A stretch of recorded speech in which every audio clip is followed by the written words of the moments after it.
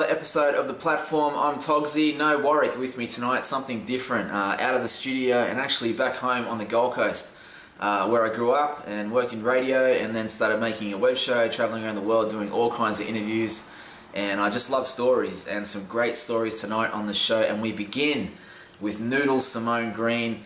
Here she is. Noodle, thank you so much for being on the show. It's fun to have you on. Thank you. I love doing a show about stories, and we've been Facebook friends for a while, and when we first became friends, it wasn't me just going, oh, she's a gorgeous girl. It was like there was this little story on there, and I was like, is that you? And you said, yes, it is. It was all in Thai, so I couldn't work out what was going on, but can you tell our audience what I found that day? Alrighty, so I went to see Lion, the movie, in 2016, was it? Yeah. And it was a story about Saru. And I just remember feeling exactly the same thing about the whole adoption process and what he was going through. And I slightly envied that he had gone through the process, and I kind of wanted to have that same feeling, empathise. So I was like, you know what, I'm going to do it. So it was him. He made me find the drive, and I became hungry for what he had experienced. So your backstory before you saw that movie is pretty full on, isn't it? And what was written in that Thai and that post was like almost made me cry when you told me about it. Like, what was written on that post about your story? So it said something about, I'm trying to remember what, said something, hi, my name's Noodle. I'm originally from Thailand. I was abandoned on the streets of Bangkok, and I've been given a bit of information that I've had translated.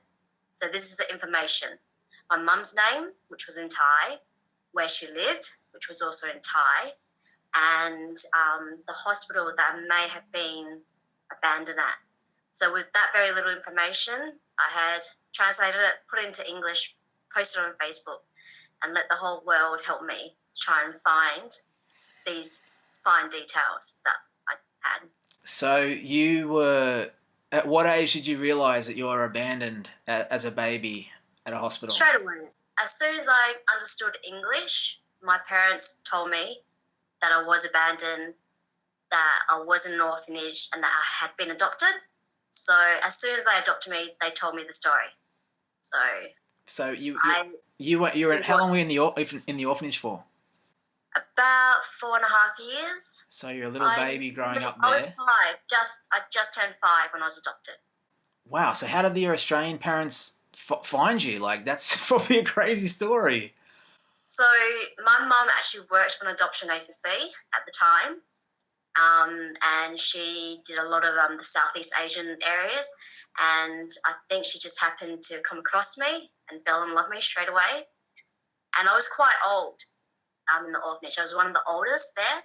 And I think that may have been because I'm a mixed race. So it's one of those things where they really push the Thai children out there.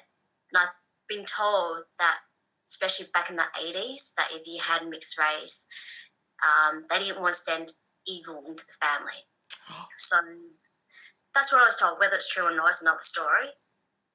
That's why I was like one of the oldest there. So I was about 2.5 when my mum found me, and she was going through all the papers, and she's like, you know what, I'm ready to adopt. She had previously lost her own child when he was 18, so it took time for her to, get through all that.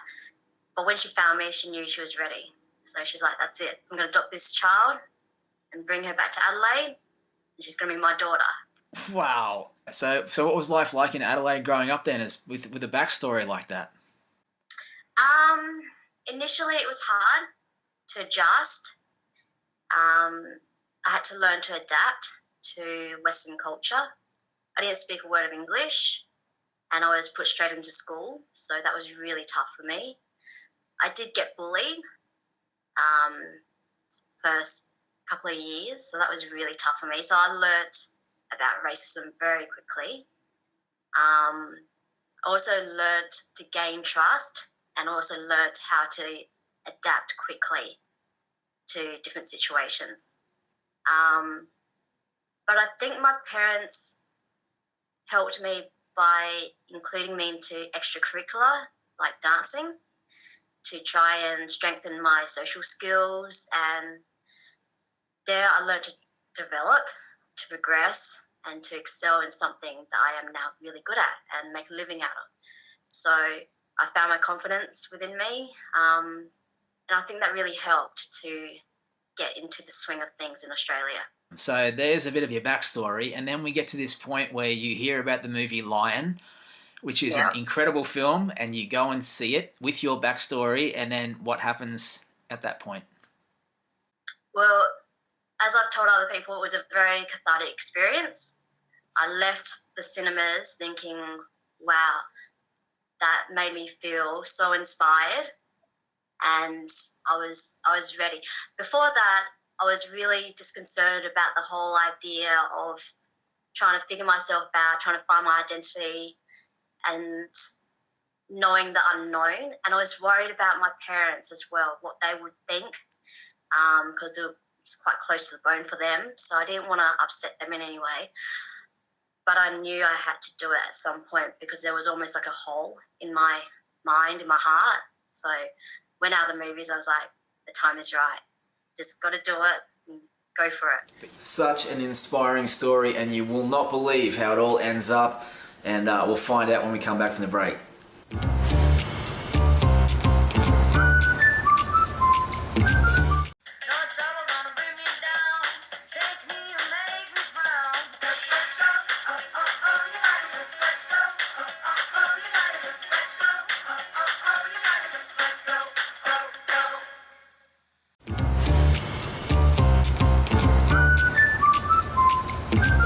Welcome back to the platform and our chat with Noodle Simone Green. Such an incredible story, and here's part two.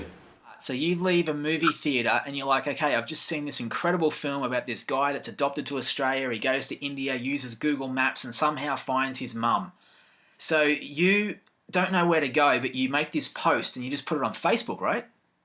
Yeah, so as I said, I received a few Thai paperwork when I was adopted, and I managed to get them all translated to English. So with that very little information that I had received, whether it was 100% correct or not, I wasn't sure, but I decided just to put what I thought was important and essential down in the post in Facebook, and I just sent it through, not knowing the response I was going to get.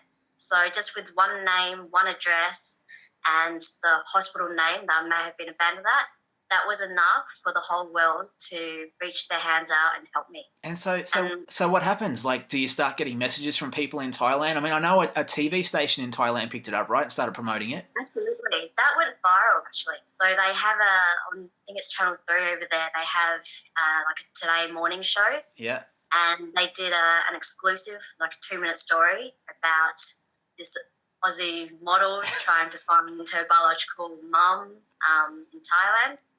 So that helped a lot, and I had a lot of investigators, a lot of Red Cross people, authorities, even police and locals, and then friends of mine that I have worked with in Thailand. They all reached out and gave me advice and suggestions and how to go about doing things and contacting the right people. So, you know, I took my time and kind of like just figured out what was necessary and contacted the right people and got a couple of translators to help me out throughout the whole process. The translators were actually situated in Melbourne, so that helped me out a lot. And we went from there, just calling away and asking some valuable questions that only a mother and daughter would know about each other. But, okay, so this story breaks in Thailand, it's viral, it's out there, you're trying to find a mum that you haven't seen since you were abandoned at a hospital, you've had no contact whatsoever. All of a sudden this post is going out there, and then how long did it take before news started to come through? Was it straight away that someone said, I think I might know your mum, or was there false starts, or what happened? It was overnight. I had 2 potential leads where one happened overnight because one of the names matched and it was in Bangkok. Yeah. Another one came a bit later on, about 4 weeks later on, and she was about 20 kilometres away from Bangkok. And I thought both of them were plausible because one may have moved, one may have stayed. So that's when I decided to do a DNA test.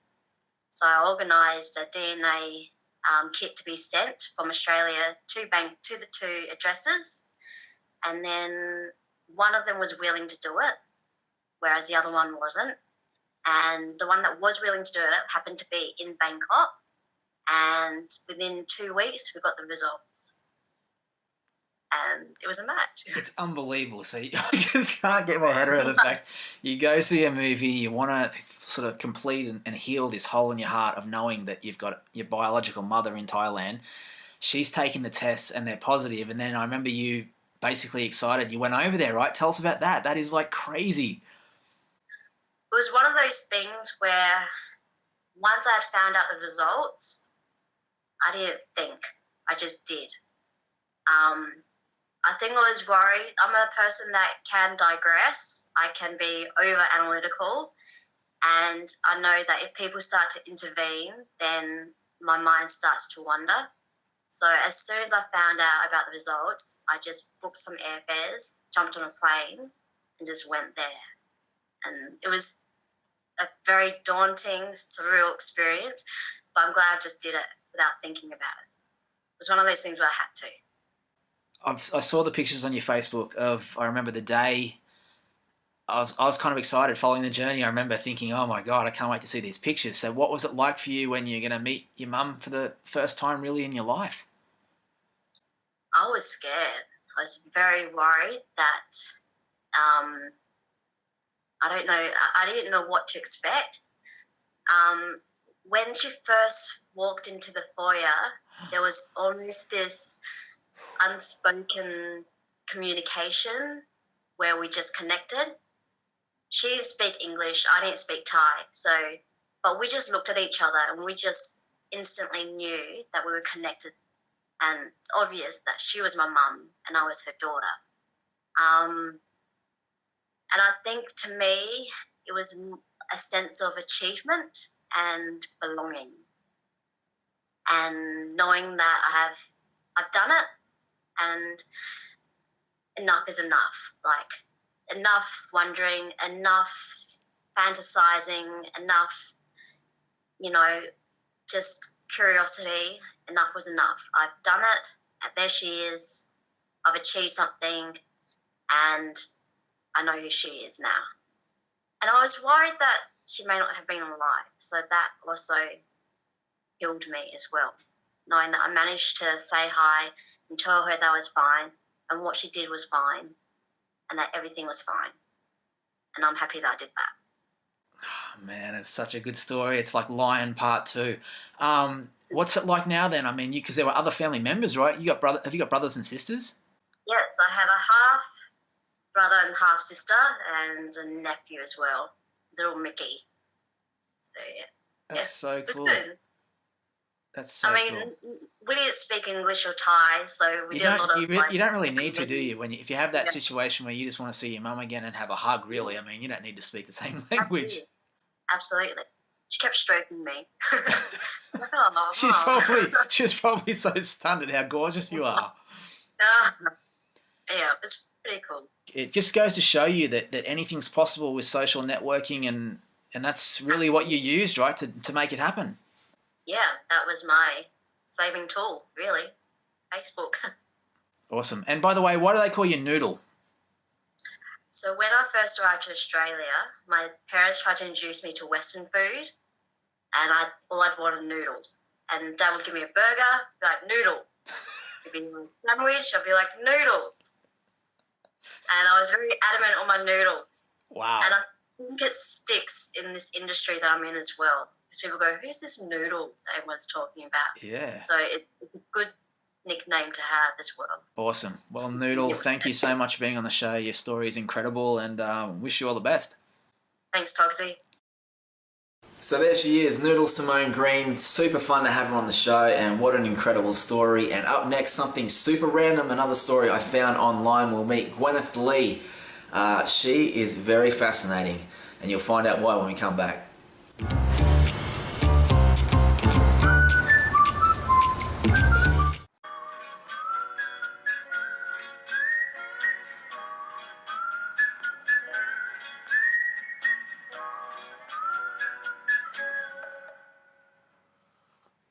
Hey guys, Togsy here from the platform. We have a great young team of people that put the show together every week, but we couldn't do it without our sponsors, and they are UltraTune. Sean and the team, thank you so much for backing us. Carlision, Huss and the guys, the best car repairs in Australia. RS Chase Lawyers for all your legal needs, and Property Direct AU. Sam and his team will look after you. Thanks guys for supporting the platform, and now back to the show. Welcome back to the show, and something now that is completely random. Everything about it is pretty random. I saw a story on Facebook, I think it was a link from a newspaper, about a lady making $50,000 a year from people worshipping her feet. And I started Googling and I thought, that's a crazy story. I'd love to get her on, and we swapped messages. Gweneth, the feet belong to Gweneth Lee, and we swapped messages on Facebook. We jumped on Skype, and here she is. About this fascination that dudes have with your feet. You know, it's something that's been around a long time. When I was in my teens, I was a model in California, and I used my feet, and I was a foot model, and I didn't think anything of it till I went to Europe and started learning about lots of different cultures with feet. And I was photographing all these vacation pictures of my travel, because I travel quite a bit for work and pleasure. And I just had so many people responding well to my feet that I started posting lots of pictures of just my feet. And then I created my own Instagram account and immediately got lots of followers. And, you know, I've traveled a lot around the world. And the one thing that I have noticed is, for example, in African and Caribbean culture, women's feet are very important to them, that you can tell social status by their feet. And, you know, for example, if I was to meet a black man, the first thing he'd probably do, you know, some men look at different parts. They'll always look down at your feet, because I noticed a lot of my girlfriends, my Caribbean girlfriends in London, always wear open-toe shoes. They said, yeah, he's got to know where I'm at. And in Arab, yeah, right, crazy, yeah? And in Arabic culture as well, if you show the bottom of the feet, it's an insult, or the bottom of a shoe, it's an insult. And it's just kind of been a funny learning curve. I'm just fascinated by all the people that just like the soles of my feet. That seems like a pretty interesting lifestyle. Can I ask about the journey that you've been on? Life has been a crazy, crazy journey. So I'm originally from Southern California, from San Diego. And I met my late husband in California. He was a golfer. He was there on business. And I was a resident in the Netherlands and stayed with him until he died. And stayed there, lived throughout Europe, and lived in London. So it's been a bit of a crazy ride. But I did have, I think, the stories you're probably referring to is me as being a mistress to married men, I would assume, right? Yeah, leads into that. Can I say that? Yeah, absolutely. And that's just kind of the story. I mean, I had an open marriage with my late husband. I was his fourth wife. There was no hiding it. We had a large age difference. We had a 20-year age difference. And as someone's fourth wife, you know, no one is fooled into thinking that they're married a saint. And, you know, of course, any man who marries a woman who has the courage to marry a man and be his fourth wife probably isn't a saint either. But yeah, we had an open marriage. And after he passed away, I tried dating on vanilla sites or regular sites and just didn't find it great. So I went on a married site and started having affairs with married men. And I just liked the dating better and just stuck with it. It must get interesting at times, because I saw an interview you did on a UK breakfast show. Yeah. Oh, God, that poor journalist. I thought she was going to cry. Yeah, it was like, it gets intense because it's like a pretty touchy subject, and because you're so open about it, you must get a lot of pretty interesting feedback. I agree with you, Andy. I mean, I think the biggest thing was the website in the UK is called Illicit Encounters. And the reason I went on that website, which was the controversial one in the UK, was I was living with my partner at the time, who was 50% owner of a Formula One team. So here you have this wealthy, powerful man with his finger on the dial of one of the greatest sports internationally. We're flying around on jets, this and that. And due to, you know, terminal illness, he became impotent. And I was trying to spice up our marriage, see what we could do, because the Viagra and the Cialis and all those other drugs were working. So we started going to swingers parties. And, you know, that kind of somewhat, but then it reminded him that I was still young. And we had a 28-year age difference, and he wasn't young anymore. And so I went on a married dating site. He said, listen, you do what you got to do as long as it's discreet. Went on the married dating site, took a lover, and just stuck with it. It was great. It was fun. And, the part that they didn't touch on that morning show was something that, would explain to a lot of people. I mean, people say, oh, you're a husband stealer. I'm not stealing anybody's husbands. If it's a dating site, two people chose to be there. I didn't go searching for them and put them there. They were already there offering themselves. And my partner was terminally ill, and I had permission to go and date men. And married seemed safe simply because basically, they were looking for a discreet solution. I was looking for a discreet solution. And, it is what it is. I'm scared to ask this because I love asking people about like interesting stories and stuff and best moments. But what's the craziest thing you think you've done? Jeez Louise, what do you call crazy? I don't know. I'm scared, but excited to hear. I mean, it's there's so many things that can be interpreted as crazy. I mean, I'm on the kink, I'm a kinky girl.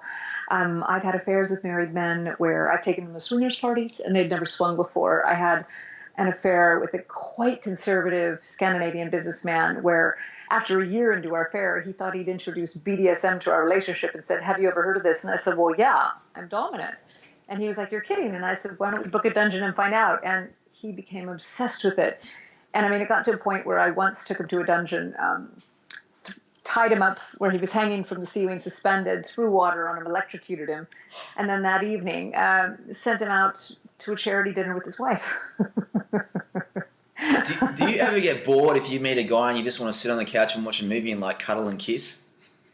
I had a dog, and I did that with my dog. I spend a lot of time with my family, and quality, loving, caring time with my mom and my brother is important to me. But sitting on the sofa, cuddle and kiss, I suppose, that would be nice. But, I think the problem that women run into, and not necessarily men, and it could just be my experience, is that the more interesting a woman is, the more difficult it is to find a partner. I think that there's a lot of men who are looking for probably a polite term would be a little bit of a softer woman. I mean, I'm an alpha female. I've had businesses and traveled the world, and my sexuality is strong. So that's quite intimidating for most men. And then throw in the fact that I'm kinky. And I've dated some severely wealthy men. I mean, my late husband owned a factory in his country that supplied jobs for many people. I dated a Formula One owner. I dated an astronaut who was one of the people who walked on the moon and is still living. And, wow. So throw those in there. And, I can meet a nice guy and go, what do you do for a living? I'm a dog walker. And he'll be like, oh, how sweet. And then we go to dinner and he's like, starts talking to me, and I can't hide my life experience. And that's, for some men, intriguing, and some men terrifying. And so, the married men are easy. They're just thrilled to have me when they get me. Wow. How do we find you online for our viewers? Oh, it's super duper easy. Gweneth Lee. It's the Welsh spelling, Gweneth Lee. And I'm online. I'm easy to find. I have about 4 or 5 Instagram accounts. I have a Facebook page. I'm all over Twitter. I'm easy to find. I'm kind of a jack of all trades. I've got my foot fetish, dominatrix. I organize adult lifestyle parties. I'm in Puerto Vallarta now for a hotel takeover with a lifestyle group called Luxury Lifestyle Vacations. And I'm the in-house dominatrix this week. So you'll probably see, if you go to my Facebook, lots of images, which I'm allowed to photograph. Wow, that's so cool. Well, look, thank you so much for the quick chat for our show. It's been great to have a chat with you. It's been great talking to you, Andy. Thank you for your time. So there you go. What a wonderful and random world we live in. Thank you so much for watching the show. Don't forget to check out our socials, theplatformtv.net, and we'll see you next week. Thanks for watching.